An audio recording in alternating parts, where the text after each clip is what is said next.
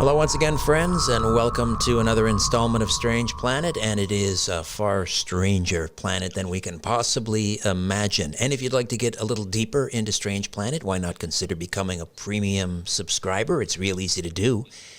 Just click on the link in the episode notes, strangeplanet.supportingcast.fm, strangeplanet.supportingcast.fm. You gain access to commercial-free listening, no interruptions, no ads, commercial-free, plus you gain access to 2 special bonus episodes produced exclusively for premium subscribers that are delivered to you every month. 2 bonus episodes, and you receive my monthly newsletter, Inner Sanctum. Again, strangeplanet.supportingcast.fm. Click on the link in the episode notes. All right, how does a Hollywood comedian end up hosting a podcast combining celebrity guests with UFOs and Bigfoot? We are about to find out. David Race is a former radio personality in the U.S. turned Hollywood stand-up comedian turned podcaster. His first podcast got a TV development deal after only 7 episodes. His current podcast has been a hit since its inception a few years ago. It's called Monstrosity, and it features David talking with celebrity guests and paranormal researchers on a show that swings from scary and serious to great comedy and deep interviews. And David is, of course, the man behind that show, Monstrosity. David Race, welcome to Strange Planet. How are you? Hi, nice to see you, Richard. So, how does a Hollywood comedian end up hosting a podcast about UFOs and Bigfoot? You know, all of these subjects, Bigfoot, UFOs, were always, something I was interested in. As a kid, I was, like so many people my age probably, watching Leonard Nimoy's In Search Of, and obsessed with each episode's goings on. And then later on, as I became a radio guy and later a comedian, specifically when I was a comedian, I would hear backstage all the time every comedian talking about their podcasts, and I was always thinking to myself, I don't want to do a podcast. I had done radio for a bazillion years. It felt like a backwards move. Like, I'm going to go back doing radio, and this time from my house. It didn't seem logical to me. So I would resist doing a podcast. And then one day I'm at home, and it suddenly occurs to me, wait a minute. What if I don't do the standard comedian podcast? What if I don't just do the John Johnson show? What if I actually hang this picture frame around it, which is my deep interest in Bigfoot and UFOs and things like that, and package that up with comedians and sort of not do the generic. At the time, every comedian was doing the generic, just John Michaels show, And I thought that might be a unique way to do a podcast, and it was exciting to me immediately. It was an interesting and exciting idea,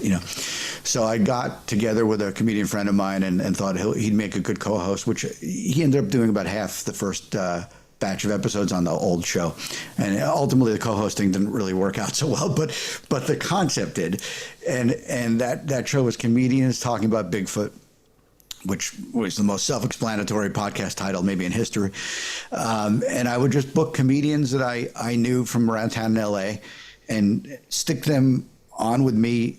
My point of view about the Bigfoot thing was serious and believer, and I have my own incident I can talk about and whatnot. The comedians generally were skeptical and comedians, but it didn't matter. It seesawed against what I was doing, which was, that I was knowledgeable and serious about it. And that yin and yang also, their comedic stuff against me played well on the air, and then the second sort of portion of those episodes, I would bring in a paranormal guy from Finding Bigfoot or something and make a triangular weird conversation out of it. Me and him sort of taking it seriously, the comedians not, and them asking the cynical questions. And it went on like that for a handful of episodes until, like you said, it got a TV development deal for me with the guys from Monster Quest. And we ended up doing a whole 1-hour pilot episode. We didn't just shoot like a 5-minute little preview thing. We went and shot a whole week-long thing. I hosted and executive produced, and I cast 2 comedians in it. And I'm not going to go into the insanely long, detailed story about why that never aired, but it never aired, as anyone listening would know. Right. But it was, we shot the hell out of it. That I'll say. And it was it had its moments. It didn't come all the way together in ways maybe it should have. And then after I did that show, and those episodes are still on my Patreon. They're not sort of publicly in the podcast platforms anymore, those comedians talking about Bigfoot, but they're on my Patreon. But after I did that show, I sort of was licking my wounds to figure out what I'm going to do next. And I thought, let me go back into this podcasting space, but let me do a slightly different variation of what I was doing before. This time, retitle it. That became Monstrosity with David Race. And I liked Monstrosity because the show itself is kind of a monstrosity. It's sort of like this hunk of something. And Monstrosity has the word monster in it somewhere. so I liked Monstrosity. And it's Monstrosity with David Race. And then I thought, instead of comedians, let me go with celebrities in general. They don't have to be comedians, you know. And then still that triangular thing where we put the paranormal guy on, and I'll broaden it out beyond Bigfoot into UFOs, ghosts, and Bigfoot. So that became what Monstrosity is. And the podcast took off right from the beginning. I mean, I don't know if people were waiting for me to come back with one or something, but there I was with one again. And this one, even I've been amazed at how many celebrities have come in and done the show. A lot of them, they come in studio and do it live. So it's just the weirdest thing when Lonnie Anderson comes walking in to talk about Bigfoot with you. Right. Has Lonnie Anderson had? I mean, I don't know if that was just kind of a crazy example, or did Lonnie Anderson come in and talk about Bigfoot? Literally. Lonnie Anderson did come in and do the show. In fact, I even had Tim Reed on that episode from WKRP. Oh, yes. He was on the phone, but I made like a little WKRP reunion on that one. She did come in. Although and this is not a requirement, by the way, Richard. The celebrities are not required to come in and have a paranormal thing. They could just come in and want to be a part of the action with no personal experience. Right. You know? But they seem to surprise me pretty consistently with their personal experiences. I don't plan that, and then they tend to have one. And what was her experience? Hers was a ghost thing. Hers was that she was filming the Jane Mansfield story, which she played Jane Mansfield, Arnold Schwarzenegger, in one of his earliest roles with her boyfriend in the movie. This is about 1980, I think. And they were shooting at Jane Mansfield's house, her actual home, which Engelbert Humperdinck lived in at the moment. A lot of past celebrities in this one package sentence here already. And she says that she is positive she was visited by Jane Mansfield, the ghost of Jane Mansfield, while she was in Jane Mansfield's shower in Jane Mansfield's house. Wow. And this led to me pointing out to Lonnie that it's probably more likely that was a male ghost visiting her in the shower. But she, for some reason, is convinced it was Jane Mansfield. And I didn't see that story coming at all. And there she had one. So like about half the celebrities have come in and had an unexpected, sometimes it's a UFO thing, a Bigfoot thing. Sometimes it's a ghost thing. Sometimes it's just sort of paranormally without being any of those, like Robert Carradine from Revenge of the Nerds. Yeah. He had a weird thing where he just told me a story about that. He was at a diner with a friend, and the friend was telling him some story that was getting him unbelievably angry as the friend continued to tell him this story. And he's staring at the glass of water on the diner table while the friend's telling the story, and he's so seething mad as he's hearing the details of whatever this was, that the glass shattered into a million pieces on the table while he was staring at it. Wow. Not a ghost story or UFO story, but nonetheless. And had Lonnie Anderson, for example, told that story before, or do they come to you and it's almost like it's like the confessional? They want to unburden themselves. It appears to be the confessional. It always seems like they haven't told these stories before. That's always my impression. And that particular one, the Lonnie Anderson one, made Google News within a few days of it. But so I mean, she must not have told it, because it wasn't like it was out there and like, why would Google News have jumped on it? They did. Right. Have you had Mark Farner from Grand Funk Railroad on your podcast? I've not. We've had a handful of rock stars. We've had John Anderson from Yes. We've had Steve Hackett from Genesis. I'm the world's biggest Genesis fan, and one of the running jokes in my show is that I ramrod a Genesis question in, or a Genesis comment in, somewhere out of context in every interview. Any episode you listen to, you'll hear me crowbar in some Genesis reference to like Peter Brady from the Brady Bunch. It's absurd, but I do it every time. But we had Steve Hackett from Genesis, who I asked Genesis questions that he couldn't remember the answers to. I was so deep on my Genesis stuff. John Anderson from Yes, another favorite band of mine. We've had other rock stars. Let's see, Mickey Thomas from Jefferson Starship, and Steve Lukather from Toto. So those have been the 4 rock stars so far. Well, Steve Lukather and I have been in contact trying to get him on Coast to Coast. Did he have a ghost story or a UFO story? I don't remember him having any ghost story. Maybe I was talking to him so much about his rock star thing that I didn't even get to. He was one of those guys that he's almost like the Zelig of rock stars. He's been in the room at everything. There was no name you could mention in rock history that Steve Lukather couldn't go, oh yeah, there was a time that blah blah blah and Elton and I were talking about that last Tuesday. It doesn't matter who you mention, Steve Lukather can do that.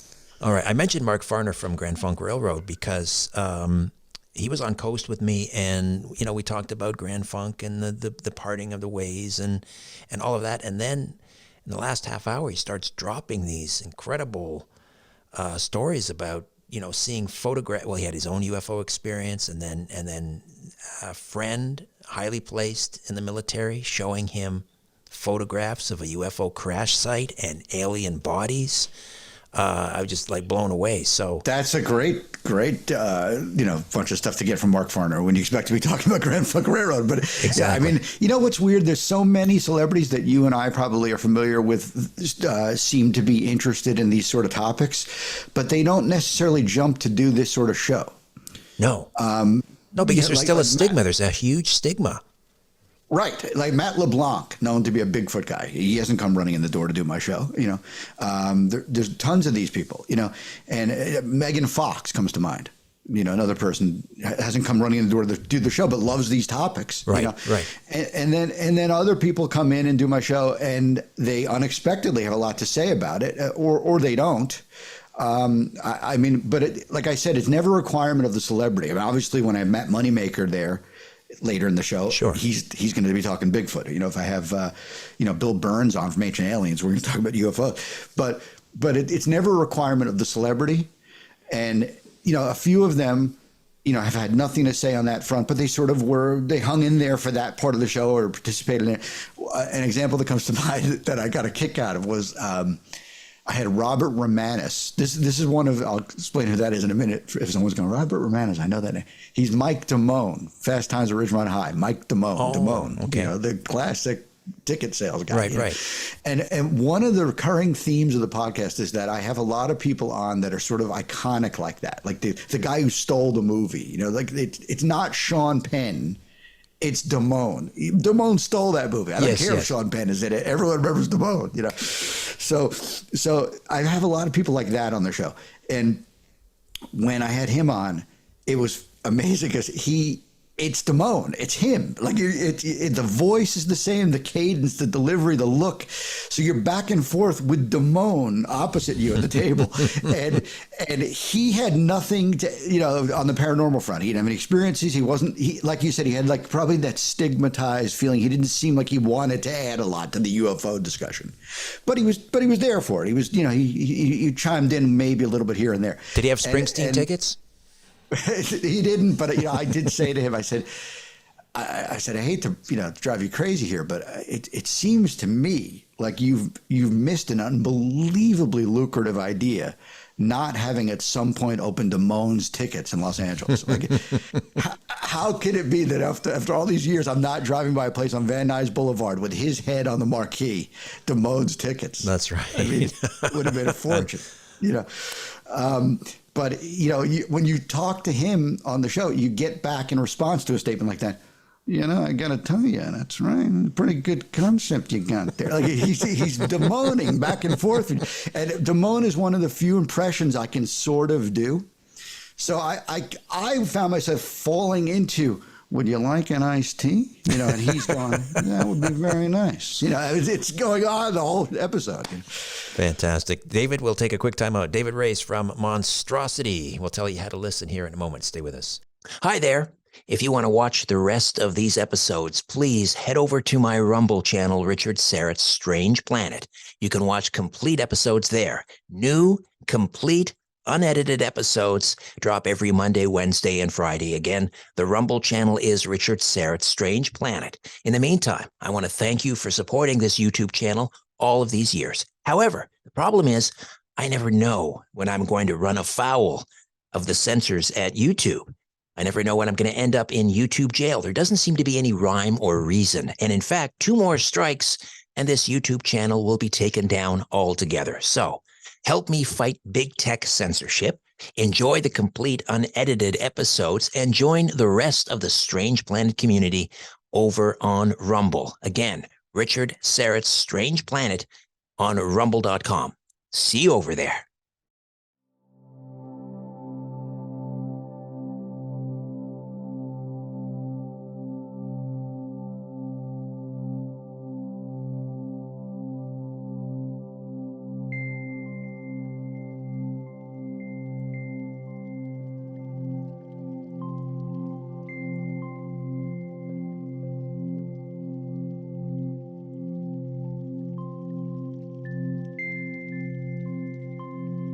Welcome back. Former radio personality and Hollywood stand-up comedian turned podcaster David Race is here, the host of Monstrosity with David Race. Speaking of which, how do we listen?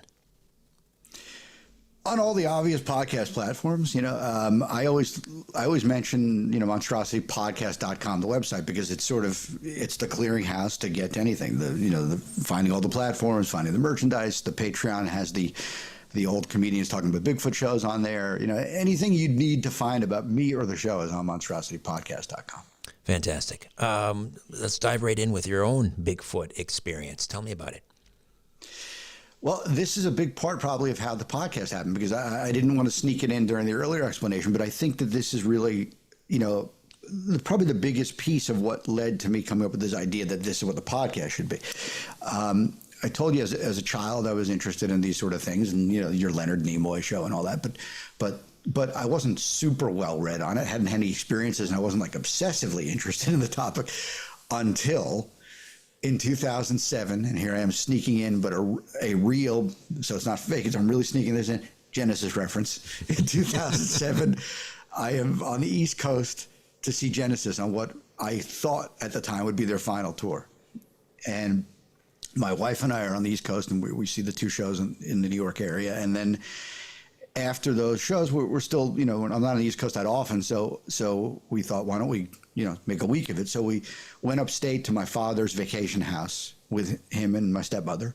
And I had been to this house many times over the years. My father had the property, owned the property since the late 60s. And he had the house on the property since probably 1980.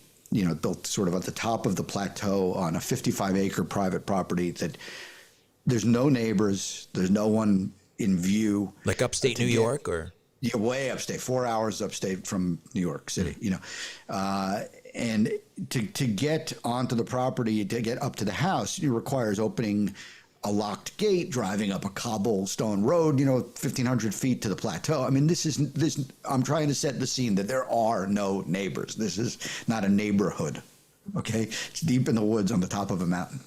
And we went up in the fall of 2007 to join them for a few days up there.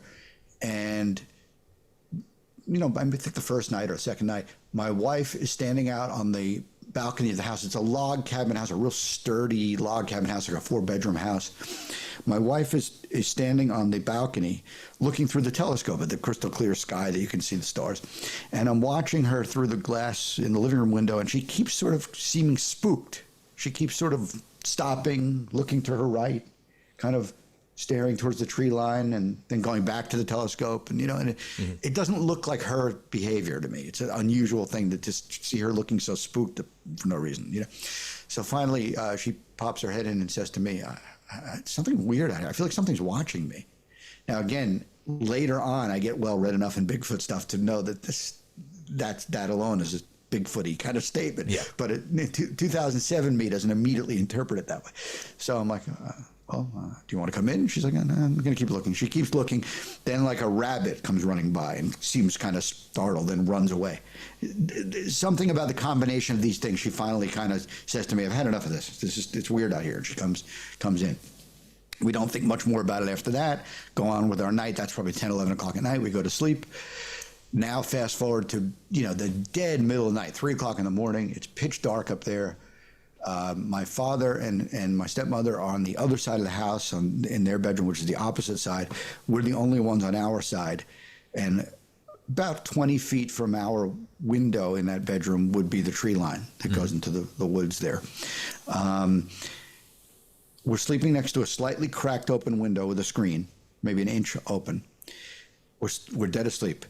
In the middle of the night, something thumps on the wall at about 9-10 feet high next to our heads with the smash of like the Thing from the X-Men movie. I mean, no human being could have done it. It was boom, boom, like insane, the force it hit this thing with.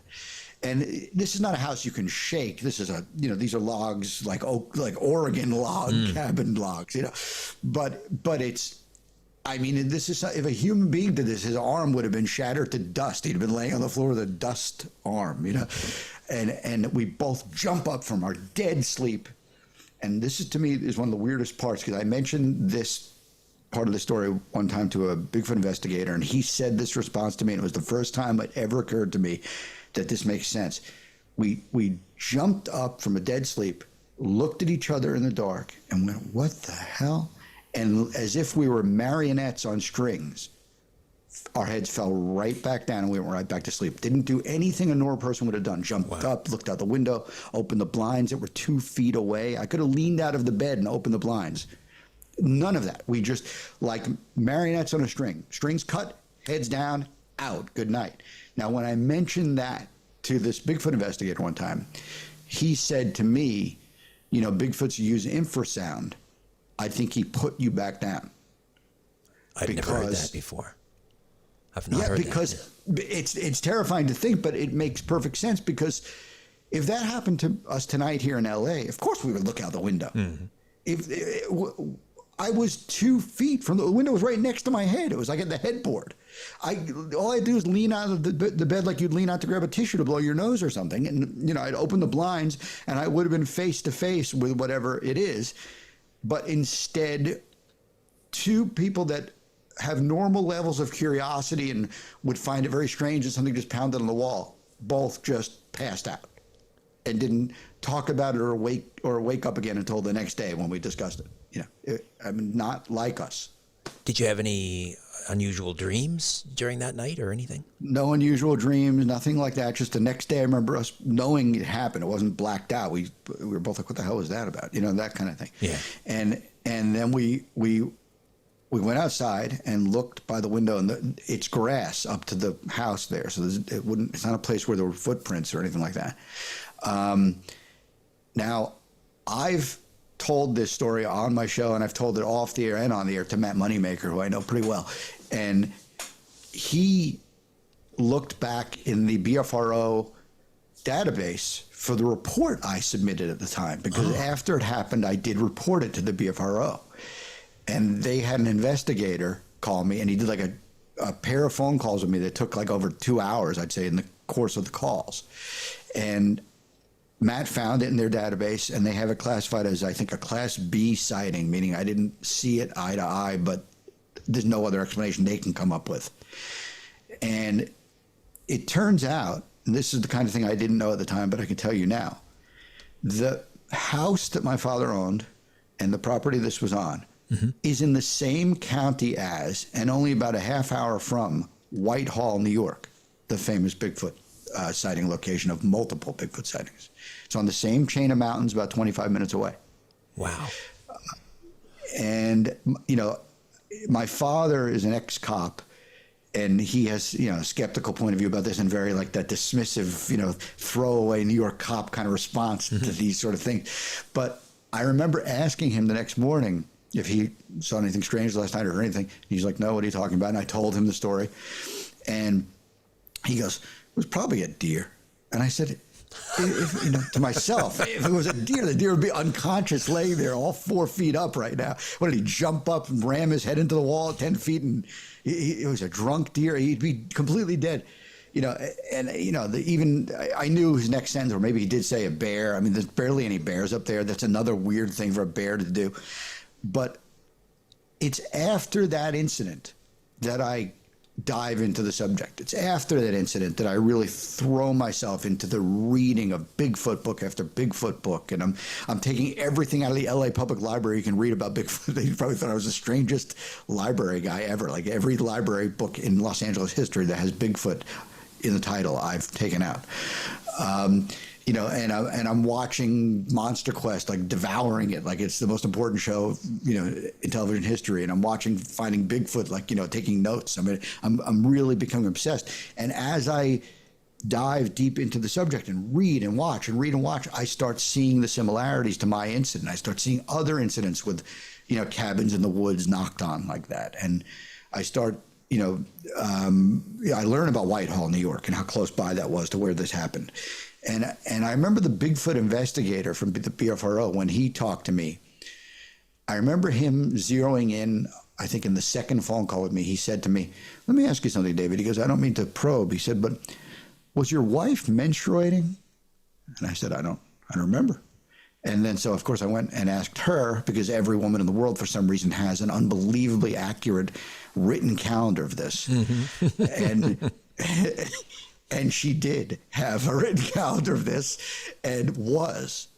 And when I went back to the BFRO guy, he said to me straight as an arrow, you had an open window there. I think you had a male Bigfoot at the window. Whoa. Holy smokes.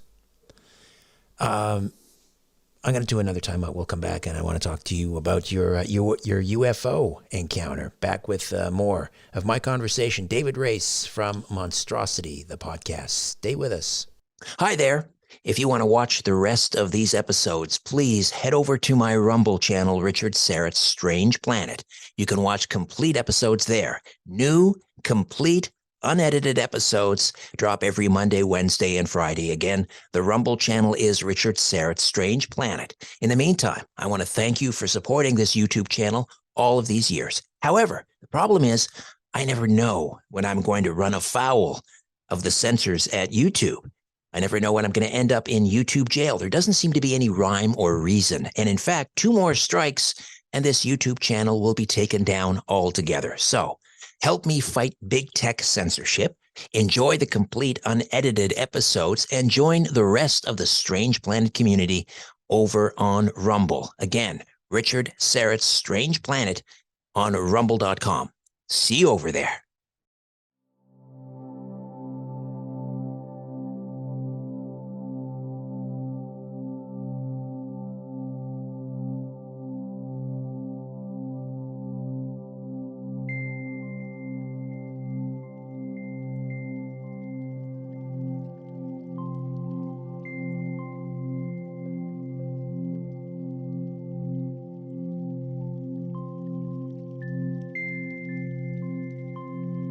Welcome back. David Race is with us, and he's a Hollywood stand-up comedian turned podcaster. Monstrosity with David Race, and you can find out more at monstrositypodcast.com, monstrositypodcast.com, featuring interviews with celebrities and researchers who've had paranormal experiences, Bigfoot experiences, UFO experiences, or not. So, your UFO sighting. Yeah, it's a few years ago. I was driving to a meeting, as Hollywood as this is going to sound, I believe it was a TV meeting, but I was driving to some kind of a Hollywoody meeting like that, not like an AA meeting. and I was, also popular in Los Angeles. Yeah. I just wanted to make clear when I say I was driving to a meeting, that I really was driving to some kind of show busy meeting, if I recall. But I was driving, I remember clear as day, and if someone wants to play along with this at home, I'll let you take a second to take the Google Maps out in front of you. I was driving on Victory Boulevard in the San Fernando Valley in Los Angeles, heading due east from the West Valley towards Burbank. And I remember, and I'm saying, I'm doing the streets here so the guy can play along at home and street view this with me, just watch it through his eyes. At the corner of Victory Boulevard and Sepulveda Boulevard, a significant intersection, I was sitting at a long traffic light. It was a perfectly clear, sunny LA afternoon, like every other day, it seems like here. And at some point while waiting through this long traffic light sequence, I just kind of noticed in the distance, due east, straight ahead of me, high in the sky, these glinting silver, I don't want to say orbs, they're too far away to call them orbs, just glinting silver circle things moving past each other in different directions. One would move to the right and two would follow it to the right. Then one of those would, instead go down and then zigzag back up, and another three would follow in that direction. It was like maybe a half dozen of them kind of patterning around each other. And to my eye, I'm assuming they were, if I assume them to be of significant size, let's say the size of a bus, okay, then to my eye, these would be really, really high up. Very, right. Very small dots, silver and glinting, that would be very, very high up. If these were tiny, then they weren't that high up, But my interpretation was these were very, very high up glinting objects, moving right, left, past each other, changing directions. And I watched this through the whole traffic light sequence for a minute or two, and I'm so fascinated by it and so sure that I'm seeing something very unusual that I decide to make a right turn instead of going straight and park my car somewhere where I can keep my eyes on this. So I make a right turn on Sepulveda, again, back to the guy playing along with Street View. I've now made a right turn from Victory onto Sepulveda, and I went a block or two, and the person playing along should see a paint store, like a store that sells paint for painting your house, And I parked my car in front of that paint store in a parking space that enables me to face due east. And I just sat there still watching this go on another few minutes. And I called my wife and told her what I'm watching. And then I realized, after 3 or 4 minutes, that I need to continue my car ride here. I'm not going to be in time for this meeting, So I thought, well, I'm still going due east. I'm not going to lose sight of this. I'm not changing the direction. So I hung up with her and I continued east, still trying to keep my eyes on this. But within another block or two, there starts being trees interrupting my view. And I guess my angle is changing. And I don't know if either they left or just probably more likely my angle starts being different than I think. I mean, in your mind, you're perceiving yourself as heading due east, but really you're heading kind of northeast or southeast, at that point. So I no longer can keep eyes on it, especially with also the trees that keep interrupting and things. These palm trees get in the way, Richard. It's difficult to keep your eyes on the damn UFOs. Palm trees. And so I within a few blocks, I'm no longer eyes on this. But when I got home, I decided to look on YouTube, and I used keywords that described it the way I described it to you just now, to see do I find anything that looks like what I saw? Not necessarily hoping to see today's incident filmed by someone else, but is there something else that's basically what I saw? And there were tons of UFO incidents that were really essentially what I saw today, just in Seville, Spain, or in, Muskegon. They weren't necessarily today's incident. But there were incidents that people were describing as, look at this UFO incident I filmed, and it looked just like what I saw today. And again, any after effects? Did you have, I don't know, a sense of missing time or strange dreams or, I don't know, some freaky telepathic download, anything? I want to say thank God, no. There's a lot of guys in our sort of universe of things that would, they want to see a Bigfoot. They want to, talk with the aliens about things. I am really, really interested in these topics and studying them from the balcony of a hotel at great distance. Mm-hmm. I am not dying to meet a Bigfoot. I am not dying to be abducted. So thankfully, I got to the meeting on time. None of the time was missing. And I got back home, no dreams and nothing unusual at home either. Let's just take a little diversion here and drop back into your radio career. You worked with Howard Stern for a time. Tell me about that. Right out of high school, when I finished high school, everyone else went off to college, and this will really play well with the Canadian thing. I was a hockey player all through my whole youth, and I played into junior levels, and I was a goalie. So these are all real teeth. And there was a point in time where, like, college, there was colleges talking to me about playing hockey for them and stuff, and I went and visited a few, but I don't know what it was, but I just wasn't a college boy. I couldn't get up the interest in. I was never much of a student, and I couldn't get up the interest in going away to school. It didn't appeal to me. So right after school, the thing that did really appeal to me that I'd always wanted to do is I always wanted to be a disc jockey. So right after high school, I went to broadcasting school, and I was going to broadcasting school in Manhattan, and at the time, I was obsessed with the Howard Stern show. I'd been a music disc jockey obsessee as a child, and I had my own fake, tape recorded radio station at home as an 11-year-old. Other kids were out playing, Evel Knievel, and I was playing radio guy, and counting down records and stuff. But by the time I'm, 19 and I'm in broadcasting school, I'm obsessed with the Stern show specifically. And at that point, I was in broadcasting school, and I wanted to basically follow his path. I wanted to be a music disc jockey for a time and get that under my belt, because I always wanted to do that.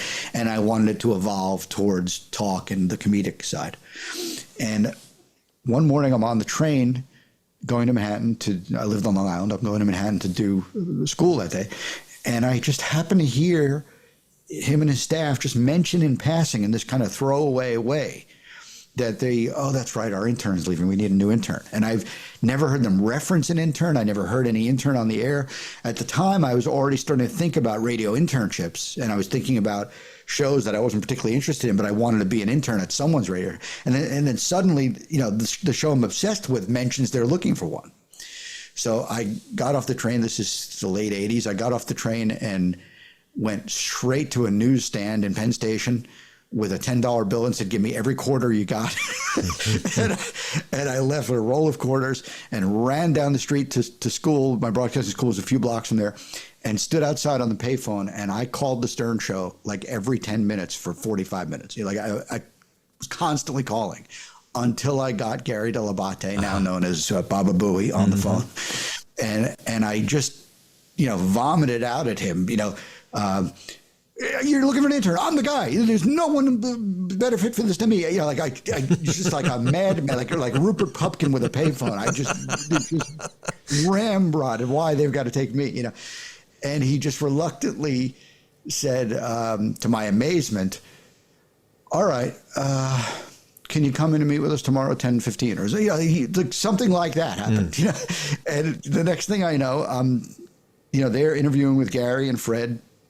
A day or two later, and I remember Robin Quivers walked into the room for a second. I just remember the whole thing was surreal. And I somehow had a sense not to tell them, thank God I didn't, not to tell them that I'm really a devotee of the show. Like they wanted someone who knew the show, was familiar with the show, and was a fan, but they didn't want a super fan. They didn't want a stalker. And I somehow had the common sense. I had very little common sense at 19, Richard. But one of the few things I instinctively knew was not to tell them that I don't miss a minute of this show every day. So I didn't tell them that. And as it turns out, they told me ultimately when they did hire me, which was like a week later, I had like a follow-up meeting where I had to meet Howard too. It was just an unbelievable week. But when they did hire me, ultimately they told me that the main reason I got hired is because during my interview with Fred and Gary, Fred was holding an acoustic guitar, and every time I'd answer a question, he'd play guitar through the whole answer. And when I left, he told Gary, this guy handled the guitar the best. Hire him. In other words, you weren't thrown off by it. Right. That's kind of a strange vetting process. No one else handled the guitar well. Yeah. All right. That's a strange vetting process, but so the next thing I know, I'm on the show, and I remember thinking, when I got there, like, I've never heard an intern on this show, but I'm going to be the one that breaks that wall. And I did. Within like weeks, I was on the show every day. I mean, every day for some reason or other, whether it was a long form thing with me, like a discussion about something in my life, or whether it was just a quick fly-by night mention, hey, Dave, would you bring me that apple already? And where's the banana I asked for? Even if it was something just that quick, I was on there every day. And ultimately, I ended up co-hosting the Best of Stern with Tony Pigg. I would co-host the Best of Stern, and we were only on in Philadelphia and New York at the time. But Howard was the biggest thing, and he was as big in New York then as ultimately he was nationally. So he was already enormous. And I co-hosted Best of Stern. I did the daily show voiceover promo, like if you weren't listening to Howard Stern show today, then you missed blah blah blah blah. I play a clip and a rock and roll outrage, Howard Stern morning 6 to 10. I did all that stuff, and it was just an unbelievable year. Howard had a Fox TV pilot deal that year to do 5 episodes for Fox that were intended for him to become the new late night host at Fox.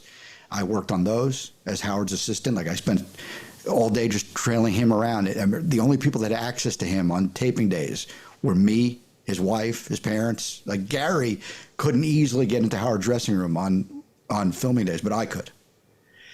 And so I was at all 5 of these now historical and infamous TV tapings Howard did for Fox that never aired. Weirdly, and it's just a coincidence of things, but weirdly, Howard and I went to the same high school. Many, many years apart, but we went to the same high. So when I ultimately was interviewed, by him at the second interview, the first things he asked me about were high school. And did I have this guy? Did I have that teacher? Did you have that jerk? We went through like my high school stuff, and within like 30 seconds, he was like, okay, you're hired. Interesting. How long did that run for? A year, just a little under a year. Was it an unpaid internship, or were you paid? Nope, not paid. They made it really clear to me on day one, you're not getting paid. You're not staying forever. You're getting up every day, and you're going to be here at 5 a.m., and you're going to go home, in the middle of the afternoon, and that's your life.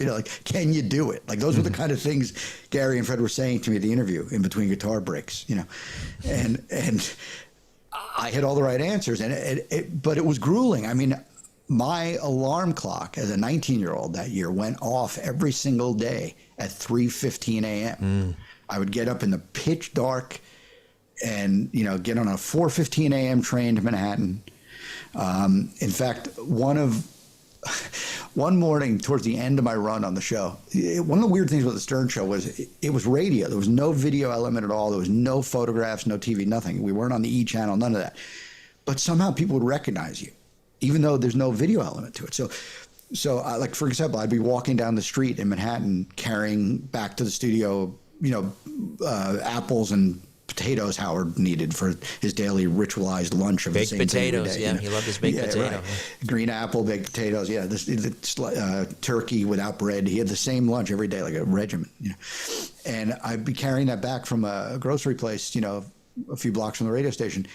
And this would be like a few months into me working there, and I'd have construction guys and cabbies yelling to me, Dave, hey, there's no reason someone should recognize me. I'm a guy walking down the street. There's no photos of this show. There's no video on this show. The Stern Show audience recognizes you on the street when they shouldn't. There's nothing about you they should recognize. And one of those sort of incidents ties back to that 4:15 train. That 4:15 train I would take from Long Island. As far as I knew, Richard, I was standing by myself on the train platform every day in the pitch dark, waiting to get on this Long Island Railroad train, where I'd sit down in the chairs, fall asleep, and kind of, wake up startled at 45 minutes later in Penn Station.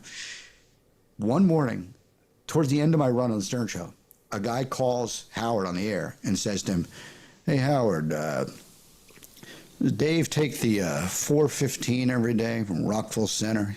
Got long hair and an earring. He's wearing a black K-Rock T-shirt, and I'm sitting in the office listening to this, spitting water through my nose, like what, and Howard goes, yeah, that's him. Of course, he confirms it, Spies everywhere. And he suggests that the guy hit me with a water pistol tomorrow. They squirt me tomorrow morning, So I spent the next few weeks on that train platform with my back against a concrete wall, looking left, looking right, thinking, there's no one here. Who is this guy? And I couldn't sleep on the train anymore. I would get on the train with one eye open, laying there listening to a Walkman with one eye open, not letting myself fall asleep because I didn't know what maniac is spotting me to this extent every day. That's how it was on that show. Wow. It's like, Stern fans have some psychic ability or something. Was he, he could be difficult, right?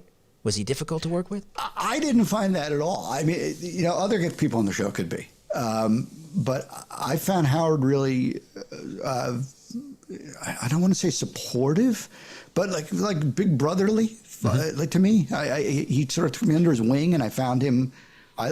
He never rubbed me wrong.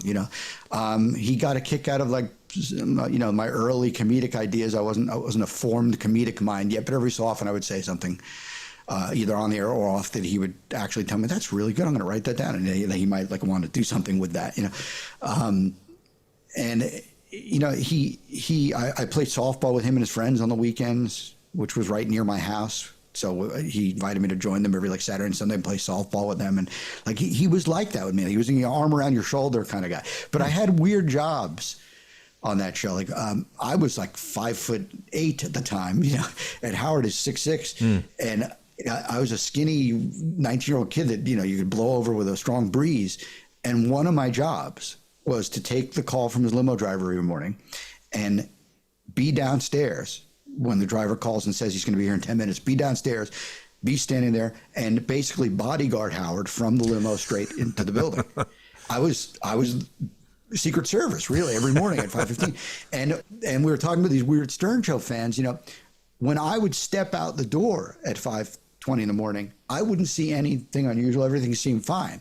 But the second the limo pulled up and Howard popped out the door, people would pop out of their cars. They were waiting and hiding, wow. Slumped down in their seats like John Hinckley or something, Oh my God.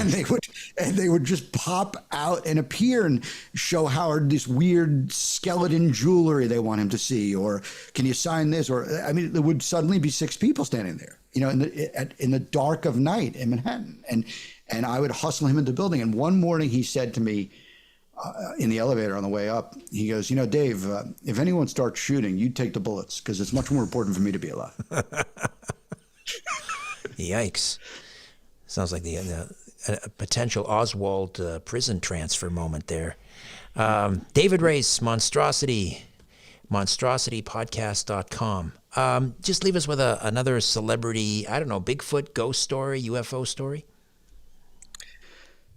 Catherine Bach. Daisy Duke from the Dukes of Hazzard. Ah, yes. Was on. Another one who came walking in. It's like my teenage posters come walking in off the wall. Ringo Starr's sister-in-law. Ringo's sister-in-law.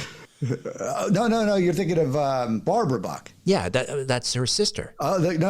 No? That's not Catherine. No, she's not related to Catherine Bach, to my knowledge. She's not? Oh, no. Okay. My apologies. Just the same spelling of the name. You're right. Both all right. Hollywood actresses, but not related to my knowledge. All right. I was trying to. Okay, but I interrupted. Go ahead. That's actually, it's funny you said that though, because I'm surprised that I've never heard anyone else think that, because it makes perfect sense. They're both beautiful brunettes, similar era in Hollywood. You're right, but not actually in this case. So we will not see Ringo Starr on a Dukes of Hazzard reunion. Okay, never mind. Right. But Catherine, as in the famous for the Daisy Duke jean shorts, comes walking into my studio, and she's really into these topics. And so she was somebody who was really interested in these topics and was on the edge of her seat with the UFO guy interview, asking important questions. But she slipped in there somewhere in the course of the interview that she got a phone call relatively recently at the time of the taping from a person she knows to be dead. Whoa. And that he called her and spoke to her on the phone, and she knows he's dead. He had died months earlier. Wow. I can relate. I won't bore you with that story. I've told it a number of times, but maybe another time I'll share that one with you. My telephone call from the dead. How do we listen again to Monstrosity? Well, you go to monstrositypodcast.com. You'll find the list of all of the platforms we're on, which is all the ones that people think we're going to be on, Apple and Spotify and everything else. We're on all of them. And how often do you publish? Usually about monthly. You know, it gets tricky. Sometimes it's a little more, sometimes a little less.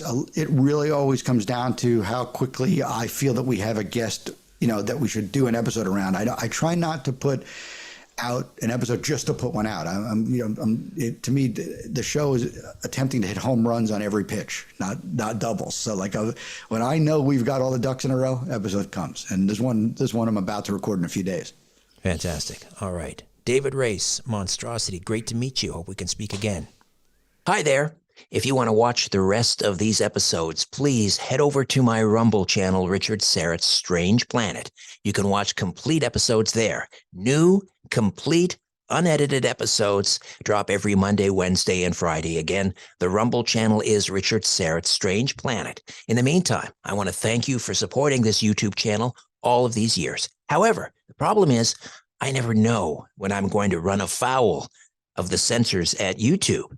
I never know when I'm going to end up in YouTube jail. There doesn't seem to be any rhyme or reason. And in fact, 2 more strikes and this YouTube channel will be taken down altogether. So help me fight big tech censorship, enjoy the complete unedited episodes, and join the rest of the Strange Planet community over on Rumble. Again, Richard Serrett's Strange Planet on rumble.com.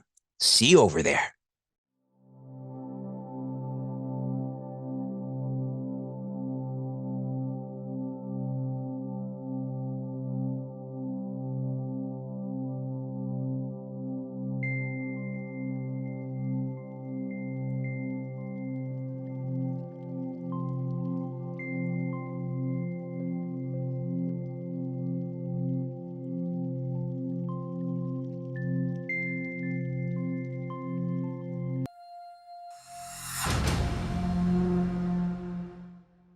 Hey there, friends. Welcome to another episode of Strange Planet, and it is a far stranger planet than we can possibly imagine. On this episode, connecting the dots between the earthly animal kingdom and human contact with ETs. But first, if you'd like to get a little deeper into Strange Planet, you might want to consider becoming a premium subscriber. It's real easy to do. Just click on the link in the episode notes, strangeplanet.supportingcast.fm. You gain access to commercial-free listening, special bonus episodes that are produced exclusively for premium subscribers, and you receive my monthly newsletter, Inner Sanctum, strangeplanet.supportingcast.fm. All right, we are going to get into the connection between our earthly animal friends and ET human connections right now. Alexis Brooks is a #1 best-selling author, international speaker, award-winning broadcast journalist, host of the highly acclaimed podcast Higher Journeys with Alexis Brooks, a veteran broadcast journalist since 1986. Alexis was simultaneously pursuing a track that would lead her to an extensive study of metaphysical, spiritual, and consciousness-related subjects, areas of inquiry that stemmed from her extraordinary encounters that began as a child, trained at transcendental meditation at the age of 13, and later becoming a student of the Seth material channeled by Jane Roberts, eventually took Alexis down a path that resulted in a complete shift in direction as a journalist. And then years later, Alexis has become recognized for her work within the field of ufology, with emphasis on the ET contact experiencer aspect, as well as a spectrum of subjects within the metaphysical and transformational genres. Alexis was featured along with a roster of renowned experts in Miguel Mendonca's book, We Are the Disclosure, 700 Years of Research on ET Human Interaction. She's also a resident expert on the hit History Channel series, The Proof is Out There. And as a result of a life-changing, transformational experience that happened in 2005, Alexa now coaches individuals to assist with integrating their spiritual encounters into everyday life. In 2023, her show Higher Journeys was selected for the Out of This World Podcast Award at the Stairway to the Stars event in Las Vegas.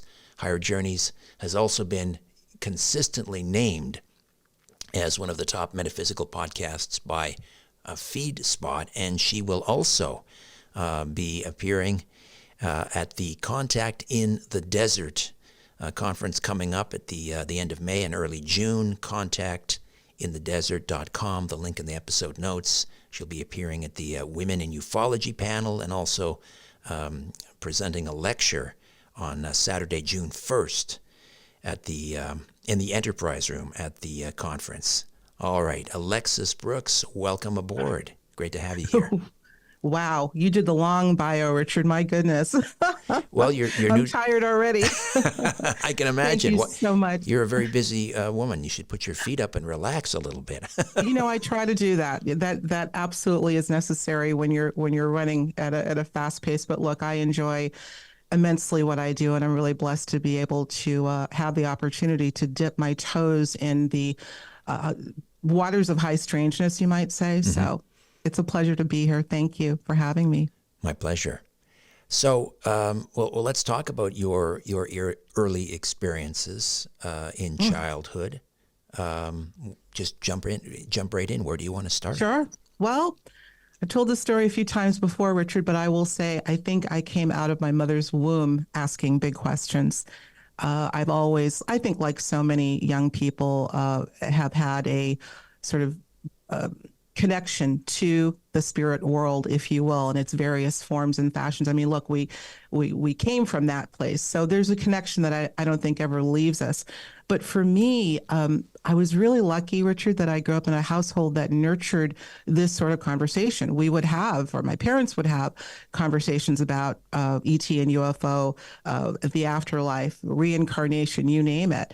And as soon as I was old enough to pull up a seat to the table, they would include me in these conversations. So with that, when I started talking about the experiences that I was having, they listened and they did not poo-poo it at all. And, I, as an only child, I think because I had a lot of time on my own to really reflect, even as a child, not with the level of, or the context that we might use today to try to understand what's going on, I would start to ponder what's happening here. And the things that were happening to me, things like precognition, particularly within the dreamscape, and not necessarily seeing any sort of physical phenomena, but certainly sensing presences in the room. Again, I don't think that this is as much of an anomaly as we might give credit to. A lot of people, particularly young people, have these sorts of experiences. But what happens is either the family does not regard it as a very serious thing. It's, it's your imagination, et cetera, where I had that support system and wanted to dig in further into the subject as I got older. And so that's how it kind of burgeoned for me. And your precognitive dreams, sensing entities or presences around you, are these, do you believe, connected to contact, ET contact? That's a great question. I think that the conversation about the idea that all of these, what we call contact modalities, connected to other phenomena like out-of-body experiences, near-death experiences, synchronicity, intuition, all of these things really denote a common thread that seems to exist within this realm of the nature of reality outside of the 3D. This is becoming a big conversation, and so I would dare say there are common threads for sure. I mean, I have talked to countless individuals who consider themselves experiencers who invariably have had what we would call classic contact encounters, but along with that come other hallmarks of what we call psi, or the paranormal realm, that would include things like out-of-body experiences and even near-death experiences. As a matter of fact, I just interviewed a woman named Mindy Totfest, who she's actually very active in MUFON now, but her entry point was having an NDE. She had a near-death experience, I believe, in 2016 due to an aneurysm. But from that experience, she realized that she was having some form of contact with what we call loosely non-human intelligence. So, we're seeing this over and over again, that there's some X factor that we can't quite put our finger on. We don't know what this phenomena is. And so much of it has been couched within a religious context. Are we looking at angels? Are we looking at demons? Are we looking at shadow beings? Are we looking at ET? Or are we looking at something that's emanating from one source that can present itself in a myriad of forms? So it's complex, Richard. It truly is. None of us know for sure, but it seems clear that a lot of these phenomena go together. They work in tandem. How common are these experiences? I was going to say how common is the contact, but we're talking about, as you say, there's so much overlap here, and in the final analysis, if we ever find out what's behind all of this, it's probably nothing like, we tend to put things in boxes. These are extraterrestrials, they come from another solar system, and this is a near-death experience, and it has religious connotations, as you say. If they all are related, and if, as you say, there are so many commonalities, in the final analysis, it may be, nothing to do with what we think. But how common are these experiences, do you think? First of all, I think it would be fair to say they have nothing to do with what we think they are. Again, I always, if I may just digress for a minute, we must, as humans with sort of this finite sense of the nature of reality, at least at a conscious level, be very humble about what we're willing to call it or not call it. I say if we keep a neutral sort of mindset and do more observing than tethering ourselves to what it is, we'll probably connect into it a lot more. So that's that. Now, as far as how common, Richard, I think it's ubiquitous. I think that my sense is that far more people are having some form of contact, though unconscious, than we may realize. I actually wrote a lecture, gave a lecture. I've given it a couple of times now, initially in Australia back in 2019, called Unconscious Contact. Are you an experiencer and don't know it? And this sort of stems from my own kind of surveying the territory, talking to countless people, not just people that may watch or listen to my show, but people that what I consider to be lay people, who are maybe, avid football fans and watch Netflix and drink beer. That's fine. It's okay to do that, but could they be experiencers too?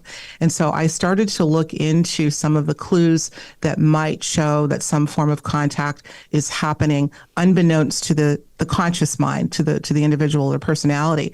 One of the key entry points for me were phobias. Phobias are, again, ubiquitous in some form or fashion. Not everybody has them, but far too many people do, whether it's fear of clowns. We know that's a big one. To fear of sunflowers, even. I think it's called helianthrophobia. Fear of sunflowers, absolutely. And so I took, and this is just one of many, many areas that I kind of took a deep dive into, looking at how widespread the contact phenomenon may be, but phobias was a big one for me. We can maybe get into screen memory later down the road, but because there's a connect point there. But what I came up with out of all of this is that there are clearly many, many more people, including the skeptics, maybe even especially the skeptics, those that are intent on debunking the legitimacy of contact, could be a form of cognitive dissonance, of denial. And I cite several cases of people who came into the conversation as a skeptic, looking to debunk, and eventually relenting to the fact that they were indeed experiencers themselves. So again, what a mystery this is. But I think it's something that deserves a lot of attention. And fortunately, I think the giggle factor has diminished greatly, even within the mainstream, particularly within the mainstream media. We know what's going on right now with these, revelations by the David Grushes, et cetera. And it continues. We don't know where it's going to go or where that may be leading and why. But the fact is the conversation is happening. And so the call it the 100th monkey, even, just by virtue of the fact that it's becoming more of a common public discourse, people are starting to take it more seriously, and people are starting to even be triggered to remember some of their own contact encounters where they hadn't before. So it's a big story, the biggest ever, I think. Sure, absolutely. And these are the big questions, right? Who are we? Who are we? What are we? How did we get here? What are we supposed to be doing while we're here? Where do we go afterwards? Yeah. I have to come back to the fear of sunflowers. That's a revelation for me. I've never heard that before. I mean, sunflowers. Oh, there are more. Yeah, they happen to be my favorite sunflowers. Yeah. So I guess the opposite of a fear of sunflowers. Tell me about that. How common is that, and what do you think? Is that a screen memory? What's happening? It could be. Well, look, it's common enough where they've named it helianthrophobia. And I'll tell you how I found out there was such a thing. I have a dear friend who considers herself to be an experiencer, not necessarily in the classic sense, but she has had her share of psi phenomena all of her life, including out-of-body experiences and possibly contact. And she said to me, we're very close, so we've talked about just about everything. And she told me many years ago that a friend of hers had brought her a bouquet of sunflowers, and she was mortified. And she felt so bad. She didn't want to mention to the friend that she had a fear of them. And of course, me being the inquisitive person into high strangeness that I am, I thought, I wonder what this is all about, and started looking into it. And it was right around the time that I was putting my thesis together about unconscious contact on the phobia side. And that came up as a very prominent and not so, I don't know what the numbers are, but it's obviously a big enough phenomena where it's been named. But that's not it, Richard. We're talking fear of satellites, fear of children. I think it's called, oh God, it's pedo something. It's not obviously not pedophilia, but it's the fear of looking at children, or even looking at a magazine with an image of a child. Fear of going to sleep, not fear of, or not the inability to go to sleep, but fear of going to sleep. And I can't think of the name of that. It's so funny. I remembered helianthrophobia, but all of these things, some of them make a little bit more sense as to how they might be connected where others may not. Now let's take helianthrophobia, the fear of sunflowers. Immediately, if you have an image of a sunflower, you can see it's got sort of this, what would you call it? Not an iris, the big round eye. Right. The first thing that came to mind is when we think of the classic gray with the big eyes, right? Yeah. There's something that could trigger a memory, and we could maybe call it a screen memory, excuse me, of contact with a gray. The other thing I looked into, when you look at a sunflower, it has all these little pods that actually hold the seed, the sunflower itself. I can't tell you the number of people that I have talked to, Richard, that have said to have been on board craft, that have seen what resembled these sorts of pods where there would be humanoid beings inside of them, thousands of them. It also could arguably resemble the bottom of some craft. Now, look, as I said in my lecture, there's no way to prove that this is the case, but I found these elements very, very curious indeed, that this could be a connecting point into contact that is completely unconscious to the individual. But it's just one. I mean, there's so many others. So I do think that I think it is far more common. I think millions, if not billions, of people may have had at least one contact encounter in their lifetime and not be consciously aware of it. But I could talk about this for a long time. People are starting, even in their senior years, to be triggered to remember something that may have happened in childhood. I'm seeing a lot of this as well. It could be a phrase. It's almost like you've been in a hypnotic state, and someone may use a certain phrase that would just bring back a flood of memories out of the blue. So it's quite interesting. We're living in interesting times for sure. Right. Times of revelation. Absolutely. Talking about childhood, I mean, how many of us had a childhood, sort of a mysterious, friend, an invisible friend, something going on there for sure as well, I think. The imaginary friend. Yeah. Maybe not so invisible, in some cases invisible.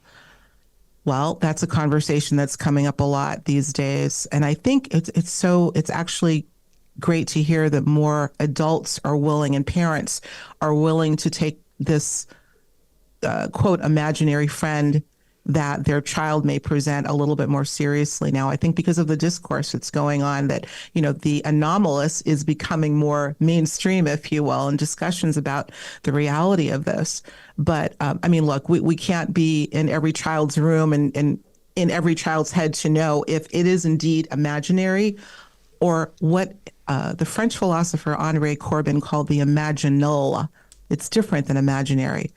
He believed that the imaginal was actually a realm that we can pull from, that we can draw from. Maybe it's even some form of portal. I don't know. But that seems to be this very blurry line between the invisible and the visible, if you will.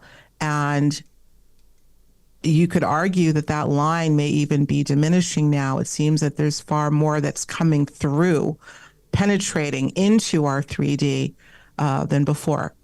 I don't know. Again, there's so many different entry points as to how this could be. But I dare say that at least some of the cases of so-called imaginary friends is a misnomer. They're not imaginary at all.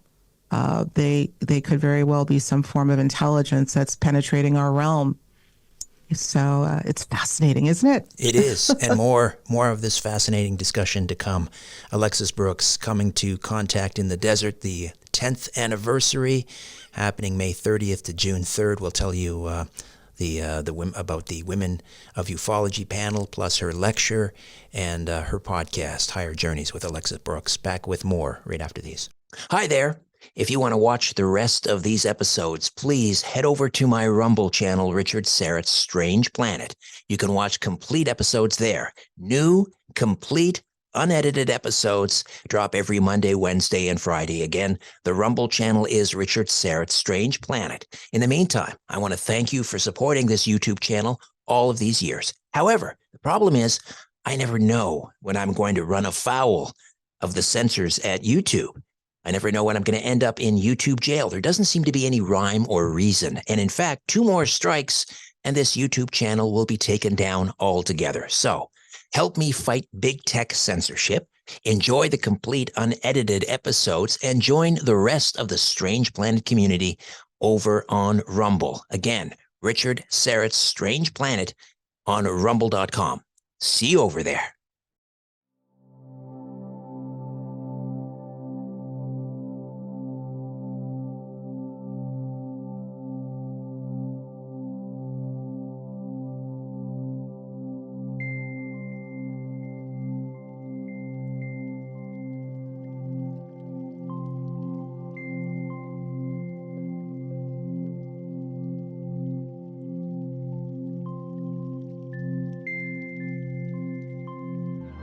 And we're back with Alexis Brooks. Tell us about the Women of Ufology panel happening Friday, May 31st at Contact in the Desert.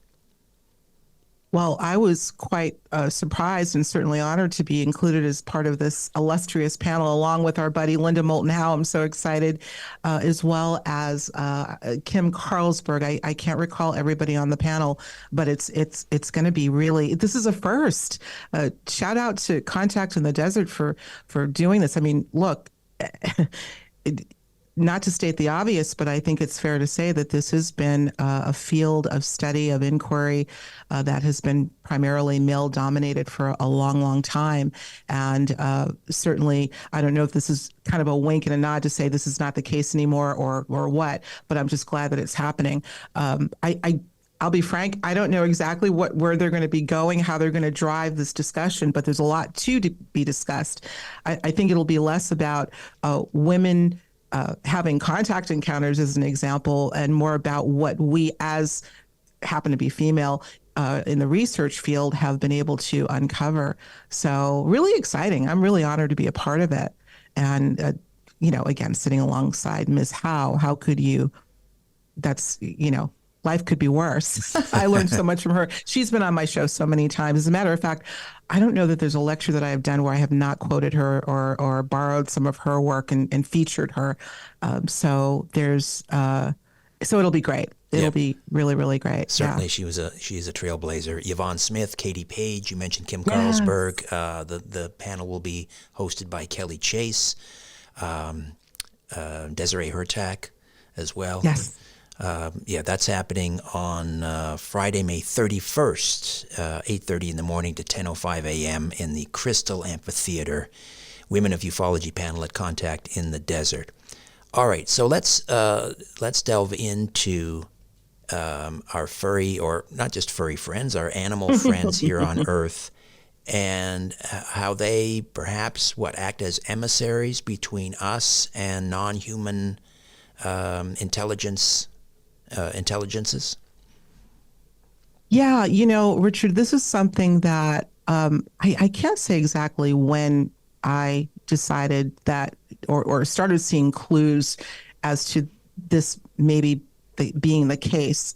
But I will tell you my entry point into this aspect of phenomena had to do with a kitty that I had many years ago, white Persian, who we invariably lost. And my husband and I both feel, I won't go into the story because it's a long one, but we have to this day another kitty who is the more than the spitting image of the cat visually, but the all of the traits that the previous cat had.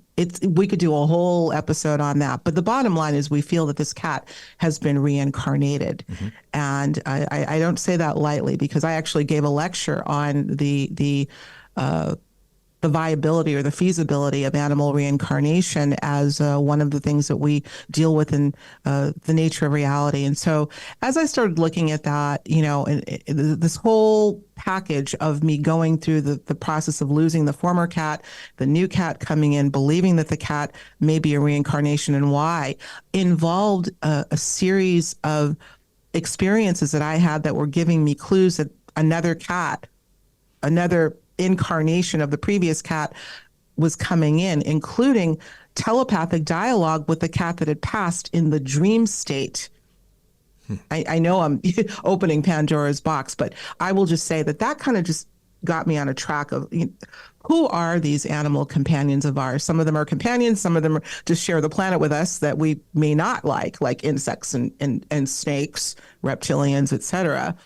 But it started me down a little bit of a rabbit hole to want to know whether they may even tangentially have some connection with what we loosely refer to as non-human intelligence, or ET, which I believe is far more than ET. If I may, I'd love to share a story. Yes, please. A lot of the material that I get has to do with the guests that I interview, some of which I'm sure you've interviewed, like Whitley Strieber. Mm-hmm. And both Whitley and Linda will be a part of my lecture that I'll be giving at Contact coming up. But one story he shared with me on my show had to do with, we know that he's a lifelong experiencer. He refers to them as the visitors.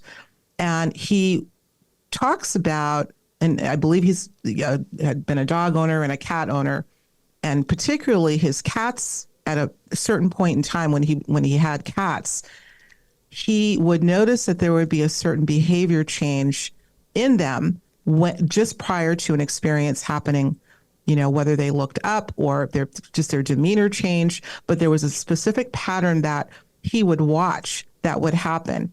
And whatever that pattern was, when he noticed it, invariably a contact encounter would happen. And so that was another, little connector for me, that they may be more than what we think in terms of what they represent here on Earth, perhaps acting as a bridge between them and us, them being non-human intelligence and us as humans.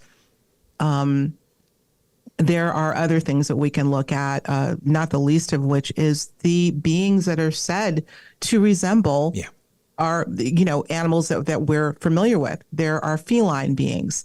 Let's talk about the mantis or mantid beings that resemble mantis here. And of course, we have to bring in the reptilians, right? Mm-hmm. Not to mention the fact that we have that aspect in us with our reptilian brain. So, the clues were, to me, far too large to ignore. And so I go fairly deep into the historical context of, how the ancients looked at, and revered dogs and other, domesticated animals, and how they may connect into, this, what we think is an off-world sort of intelligence. I was just speaking with Preston Dennett, who just published, I think it's volume 5 of Not From Here series of books, and where he kind of examines some of the lesser known or unusual aspects of ufology. And one of them had to do with people being taken aboard craft with their dogs, or dogs just being taken, or ETs or some type of entity approaching someone who's out with their dog, asking if they can take their dog. So there's that as well. I mean, have you had encounters with people that have talked about having their dogs taken or being taken aboard a craft with their dogs? Well, that's a very interesting phenomenon. I have not heard specifically. However, I have indeed talked to individuals that have said to have been brought on board craft that would see what they described as veterinary clinics on board. I believe the late John Mack covered that. I don't know if it was his first or second book, Abduction, I think it was, where he interviewed certain individuals under regression that talked about seeing gorillas in cages and other, animal species that they recognized here on board craft. So clearly that makes sense. I can talk to you about another specific case that's fascinating. I don't know if you're familiar with the movie Witness from Another World, No. who was produced by Alan Stivelman, an Argentinian gentleman who did a fantastic job covering the story of a man named Juan Perez, who is considered a gaucho in Argentinian, excuse me, it's a name for, I believe, a cow herder, if I'm not mistaken. Yeah, they're like they're Anyway, cowboys. Yeah. exactly. Well, Juan, as a child, had a set of extraordinary encounters that he kept to himself for quite a long time. I think, actually, that's not true. I believe as a child, there was some situation where he had given his story to the press. He got a really, really hard way to go from admitting this story, but it was covered by the press, but he was tormented for it. Well, fast forward many years, Alan Stivelman was able to get a hold of him, learned of the case and decided to do a deep dive into his life and really understand and uncover the extent of his experiences, and went and pretty much lived with him in the remote part of Argentina that Juan lived. In any case, his connection, obviously being a farmer, to animals was very, very clear. Telepathic connection, as a matter of fact. But I believe, don't quote me, that in one of his contact encounters in which he was brought on board craft, I believe the horse that belonged to him, now that I think of it, was brought on board as well. I know that there was definitely the involvement of some of the animals that were on the farm, because the craft was said to land right in the middle of the farm. So yeah, we've heard elements of that for sure. And then of course you've got to look at the mutilations that are happening right on the darker side of things. This still, I think, common. I haven't heard of any cases recently, but I know that Linda Moulton Howe has covered it extensively. The mutilations that have taken place, where these meticulous extractions of hemoglobin and other body fluids and meticulously removed body parts, and then sometimes the frame is just left intact. What's going on there? So when you ask the question, if this is being initiated by some form of entity, what are these animals and their parts being used for? Well, now going back to what Preston Dennett covered, as well as some of the people that I've talked to that have witnessed some of these animals on board, could they be hybrids that they're looking at? In other words, if there is a hybridization program, are they included in that process along with us? Fascinating. So it's just incredible. In fact, I have a quote I'd love to read to you from a book. I don't know if you've ever heard, Richard, of the book Rachel's Eyes by Helen Luttrell. No. It is probably one of the most fascinating true life accounts of not just contact, but what role and to what extent the military may be playing a role, not just in knowing about this phenomena, but being in league with some of these entities and treaties that are going on, et cetera. This is not really my bailiwick, but I was attracted to the book because it involves experiencers. Helen Luttrell's daughter, very, very briefly, if I can, was blind, legally blind. And she eventually went off to junior college, and there met a young lady her age who became her roommate. Well, to really fast forward, it turns out that this young lady, who she found to be very odd, she could see a little bit, but she was considered legally blind, but she was dressed very odd, and she had kind of an odd appearance, a pale skin, but looked human. Mm-hmm. It turns out that allegedly, and I'm always prefacing with allegedly because we can't be sure what's going on, but this is told as a true story. This person was part of a program adopted by a high-level Air Force personnel who adopted her as a part of, I guess, an agreement. He was part of a black project in the military.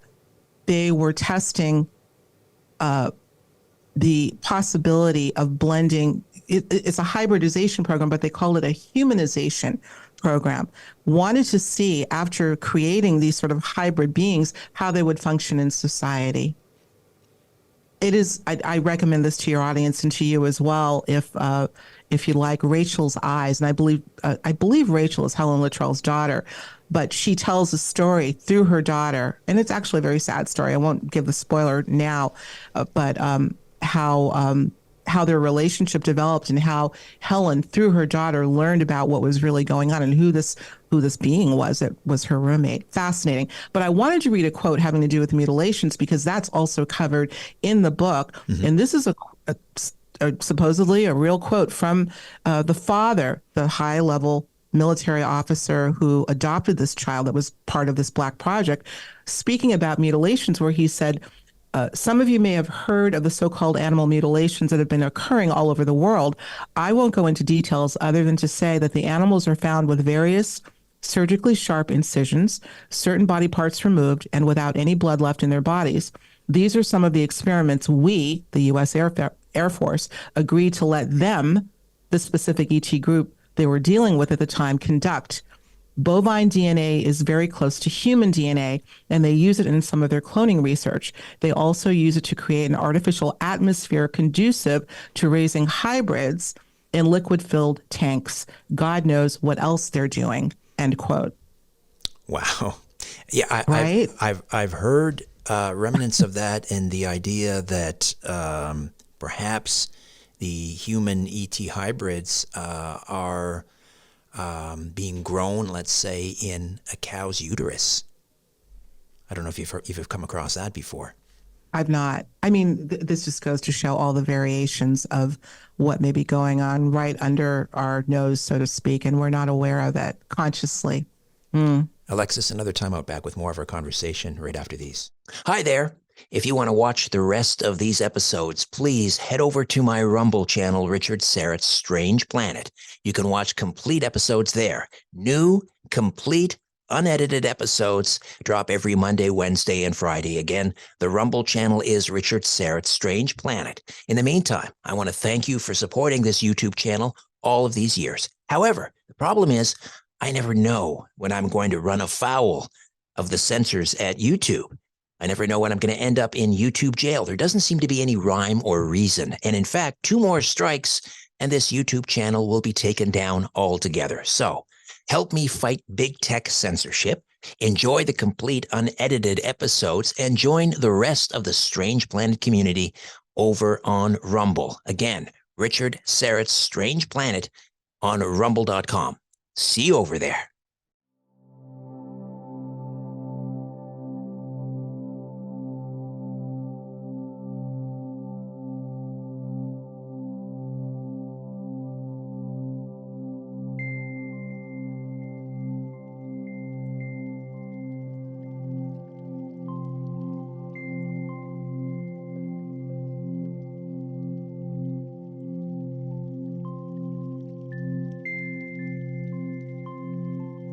And we're back with Alexis Brooks, and she'll be appearing at the 10th anniversary of Contact in the Desert, happening May 30th to June 3rd. And contactinthedesert.com is the link for more information to order tickets, and you'll find that link in the episode notes. And she'll be delivering From Earth to the Stars, exploring the secret connection between animals, ETs, and us.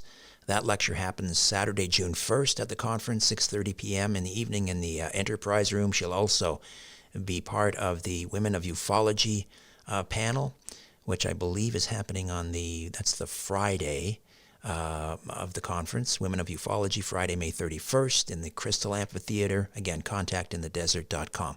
Just spend a few moments here and tell us about Higher Journeys, your podcast. Oh, Higher Journeys.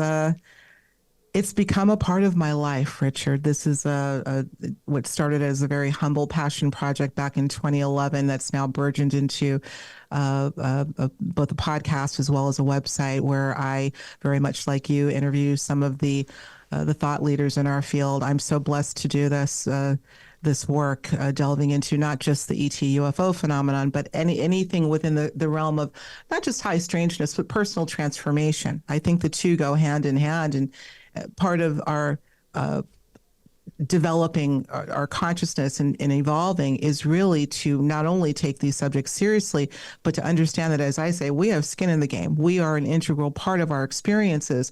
And once we start to have these conversations openly and embrace them, I think that's very much a part of the evolution process. So we cover the gamut, from again, the ET UFO phenomenon, but to near-death experiences, out-of-body experiences, to quantum physics. It's really never-ending. I have a long-form show, very much like yours, that I do weekly, but we're starting to integrate more of what I call my conscious commentary during alternate weeks, where sometimes we'll talk about things that we'll do a follow-on with some of the topics that we had with guests. Mm-hmm. I just did an episode having to do with ear ringing, ear buzzing. That is not tinnitus that many are connecting to possibly contact. Mm. Are we getting some sort of code that may be emanating from or outside of our own magnetosphere, outside of our own space? So that's doing very well. That's up right now. Higher Journeys on YouTube and all other audio platforms, as well as higherjourneys.com. Fantastic. All right, back to animals and ETs. You interviewed, I understand, an individual who shared with you a pretty profound story of a UFO encounter and the role the experience played in saving that animal's life. Can you share that with us? Oh, I love that story. That story was given to me by a fan of the show. His name is Sebastian, and he's from Peru. I love Sebastian. He apparently raises parrots and other birds. I don't know if he does it on a regular basis, but he cares for them, particularly when he finds them wounded. And he tells this very interesting story of once finding a little parrotlet, a little baby parrotlet. He actually sent me a picture that's precious. But the parrotlet was very sick. And so he proceeds, this is such a touching story, to try to nurse it back to health. It was, emaciated and hadn't been eating, and the feathers were wet and whatever. So he had a little dropper. He showed me a picture of him feeding the parrotlet with a dropper of liquid to try to nurse it back to health. And eventually set it off into put it in a cage to try to and keep it warm to again try to get it back to health. He went to bed one night and he describes it as a dream, but not a dream, as many of us do when we're having these profound experiences, where he saw a cube-shaped craft in the sky descend into his room. And I'm retelling the story, so it's very difficult because I wasn't the one that experienced it, but the UFO craft shaped as a cube then emanated some form of light beam into his solar plexus. He then woke up from the dream and had the inclination to immediately go check on the bird. And the bird was minutes away from death, as he tells the story. But the intuition that he had told him exactly what he needed to do to intervene and help the bird survive. and the bird ended up surviving. And he equates that, the bird being saved, directly as a result to the UFO that invariably came into his space, beamed him with something that then prompted him to go rescue the bird, and the bird was nursed back to health. So I found that to be, that'll be part of my lecture. I found that to be very, very fascinating. I mean, you know, Richard, I've talked to so many experiencers that believe themselves to be contactees, that have a special connection with animals. Either they've had it all of their lives and it becomes accelerated after their contact, or it just starts to emerge after their contact encounters happen. And you have to ask the question, you know, what role are these animals playing? Are they indeed emissaries? And is there some vested interest on the part of the beings themselves to see to it that once they make contact with humans, that the humans then become, what would you call it, caretakers, you know, for the animals? Right. There's definitely some connection there. Not to mention the telepathic aspect that so many people, I mean, you talk about people that call themselves animal communicators that are able to literally carry on dialogue telepathically with a given animal. This, again, leads you back to many of the contact encounters. In fact, I've never heard of a contact encounter where communication has taken place that's been verbal. Right. It's always telepathic. Exactly. So that seems to be a common thread. You mentioned the parrot story and birds. Just backing up for a moment, because earlier we were talking about strange phobias. Fear of birds. I knew a few people that had a profound fear of birds. One individual told me about a time a bird came down his chimney into his fireplace, and he fled. I mean, he was so panicked by birds. That comes up time and time again in connection to experiencers, correct? Absolutely. Well, I would definitely put that in the area of possible screen memory. That's a term that many familiar with this field know. I find that this fascinating, this idea that whomever we're encountering at whatever level have the ability to, are they shape-shifting, or do they have the ability to literally form a certain image in our minds that, well, you know, typically you would think of benevolent, you know, something like a clown or you know, an animal, and some animals, a monkey. You know, we can talk about Terry Lovelace. I don't know if you know that name, who was a lifelong experiencer. He wrote the book Incident at Devil's Den. Oh, yeah.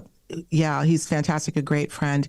But he talks about, even prior to the experience at Devil's Den, having childhood encounters with what he thought were monkeys, but under regression came to find out that they were indeed the beings, whatever those beings were. So, I mean, look, you know, and there's so many lines that we can cross. So fear of birds, we would call that a phobia, but could the phobia be emanating from a screen memory? Fear of clowns. That is, you want to talk about, that's called coulrophobia, by the way, coulrophobia. And it is a very common a phobia. Now, obviously, when we talk about clowns, you know, I think pop culture kind of got in the way and kind of depicted clowns as being these, you know, scary killers, creatures. yeah. It's the, you know, the killer clown, etc. But not saying that all phobias are emanating from this, but it just seems very, very odd to me that some of these phobias, you know, things that are so benign, a sunflower, for goodness sakes, where is this coming from? Where is this emanating from? I'll share something with you. Yes, please. I don't know that I've shared this ever before publicly. I have an absolute fear of monarch butterflies. Really? I sure do. I've had it all of my life. And you can't imagine the ridicule that I got and the teasing as a child. However, as I've gotten older and gotten into the research of possible contact vis-a-vis phobias, I often wonder, could my utter fear, and I don't mean just jittery, I mean if one were in the room right now, I'd be gone. This interview would be over, right? And it's specifically monarchs. So, for example, a moth wouldn't bother you. Nope. Even a another kind of butterfly. No, specifically monarchs. Wow. Yeah.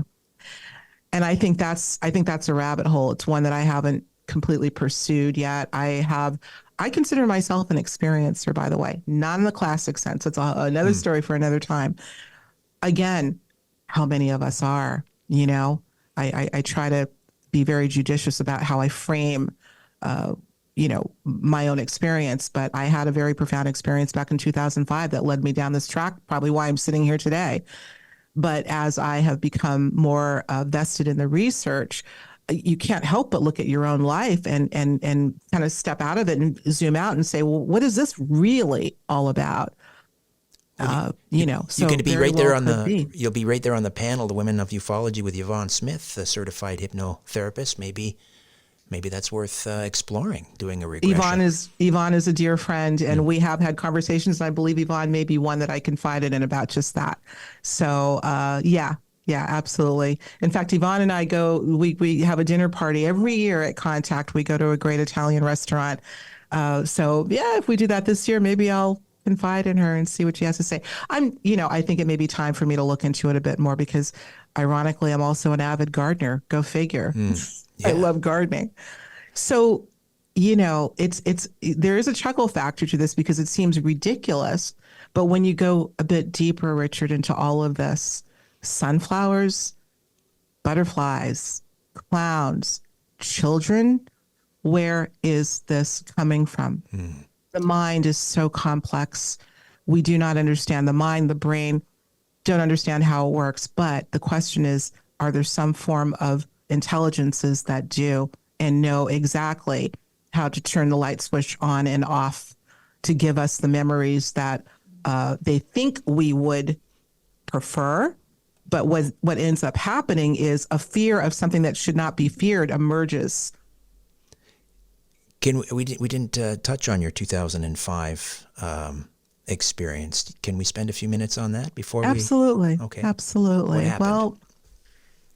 Well, big sigh. It was a long one, Richard. This came literally out of the blue, despite the fact that I had a penchant for looking into these sorts of phenomena and grew up in a family that was very open to it.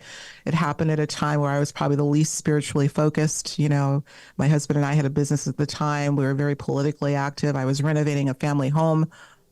So literally not in that zone. And on one particular day, November 5th, 2005, at about 12:30, 1 o'clock, getting ready to go to a black tie, preparing for the evening, I literally had what I would call an energy breakthrough. I was in my bathroom blow drying my hair. My blow dryer literally exploded. I felt this elevated sense of paranoia for some reason. I dropped the blow dryer, pulled it out of the socket, and I sat and I looked out the window and uttered something. I'll leave the something alone for now. But what ensued from that point all the way through February of 2006 was a consistent telepathic dialogue between me and something that I have no idea, certainly was not coming from my conscious mind. It was giving me directives. It was telling me what I'd be doing. Now, again, I was working, I am a journalist by trade. I worked in mainstream, but I've had other incarnations. At this particular time, I was working in the telecommunications business with my husband, doing marketing. So you talk about a leap, but this was a very profound time in which I knew that I had one foot in this world and one way outside of it. And the task of trying to balance whatever was happening to me. And by the way, I wasn't depressed. I wasn't panicked. I was in a euphoric state, but it was very foreign to me, but I accepted it. And it changed me, again, something that I think would be ripe for a regression because I do not remember a lot of what happened to me. I do remember several phrases that came through in the early stages of what was told to me. Other than that, a lot of it is a blur. I believe there may have been some screen memory there. I can tell you that my ESP faculties went up exponentially. I've always had a tendency to be intuitive, and of course, as a child with a precognition, et cetera, but it was markedly higher. People were treating me differently, people that I didn't even know. So I may have been emanating some kind of energy field. I don't know. It is still a mystery, but I know that it has changed me forever. And so I've spoken a lot about what we call loosely the spiritual awakening process and the stages that one might go through. I actually coach people that are going through iterations of the same thing and try to guide them, because a lot of people are having these experiences now. The telepathic communication, it was asking you to do things? Well, not necessarily asking me. It was really kind of sharing perennial truths, it felt like, not just having to do with me. Some things that I recall in the beginning spoke specifically of, I'll tell you one that I remember word for word. And when I said it said, it was a download that was intelligible to me. You will be instrumental in helping the people through. This is 2005. Through what? I mean, at the time, people were anticipating 2012. I didn't even know it was supposed to be happening at that time. Again, I wasn't really vested in these subjects at that time. So, but what was very strange, Richard, is there was both a foreign aspect and a familiarity, paradoxically, at the same time. I remember not responding through what. There was a part of my consciousness that knew exactly what it was talking about, but I couldn't regurgitate it to you. It's very difficult to put in words, and a lot of people say that have these kinds of experiences. It's without words. And then it ended as quickly as it started? Well, it was sustained for about 3.5 months. Right. But what happened was it became so intense that it started to have an effect on my physical being. I was getting dizzy spells and would have to rest. It would constantly be dialoguing whatever it was sharing 24/7. So it was draining me of energy, and I would beg it to stop. And I remember specifically, this was around the time of Hurricane Katrina, I believe. Mm-hmm. And there was a lot going on in the news, and I found myself really tuned into that. But from more of an altruistic level, what can I do to help the people of Katrina? Because a lot of them had been relocated to the Boston area at the time where I lived. So I would use that to try to deflect attention. But eventually I said, please stop. I can't physically handle this anymore. And it eventually waned. I can't say it was like a light switch moment, but it eventually waned. And when it did, I begged it to come back, because it was a profound experience. Yeah. It left physical marks on me. I actually have a triangular mark on my chin that I believe emerged during the experience, and also a subsequent fascination with triangles. Remarkable. Yeah. Remarkable. Yeah.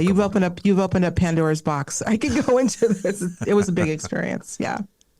All right. Well, I hope we can speak again and we can talk more about this remarkable experience. Alexis, thank you so much. And again, the Women of Ufology and your lecture at the Contact in the Desert conference happening May 30th to June 3rd. Contactinthedesert.com for more information and order tickets. Also, the Higher Journeys with Alexis Brooks is available at YouTube and higherjourneys.com as well. Alexis, great meeting you. Thank you so much for this. Likewise. Thank you so much, Richard. Good to meet you. You too. Hi there. If you want to watch the rest of these episodes, please head over to my Rumble channel, Richard Syrett's Strange Planet. You can watch complete episodes there. New, complete, unedited episodes drop every Monday, Wednesday, and Friday. Again, the Rumble channel is Richard Syrett's Strange Planet. In the meantime, I want to thank you for supporting this YouTube channel all of these years. However, the problem is I never know when I'm going to run afoul of the censors at YouTube. I never know when I'm going to end up in YouTube jail. There doesn't seem to be any rhyme or reason. And in fact, 2 more strikes and this YouTube channel will be taken down altogether. So help me fight big tech censorship Enjoy the complete unedited episodes and join the rest of the Strange Planet community over on Rumble. Again, Richard Serrett's Strange Planet on rumble.com. See you over there.